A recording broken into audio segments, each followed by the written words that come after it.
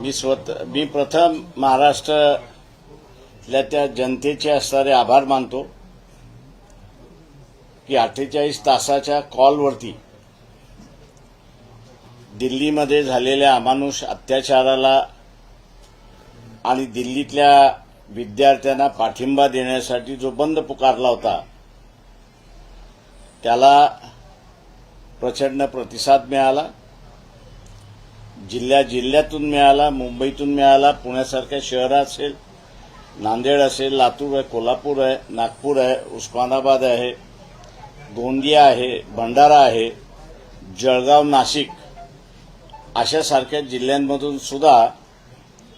लोकांनी आपला असणारा राग या सरकारच्या विरोधात जो व्यक्त केला त्यातून केंद्राचं सरकार काहीतरी बोध घेईल असं आम्हाला वाटतंय. या बंद असणारा पाठिंबा देणारे डावे पक्ष असतील, काँग्रेस पक्ष असतील, याही पक्षातले असणारे कार्यकर्ते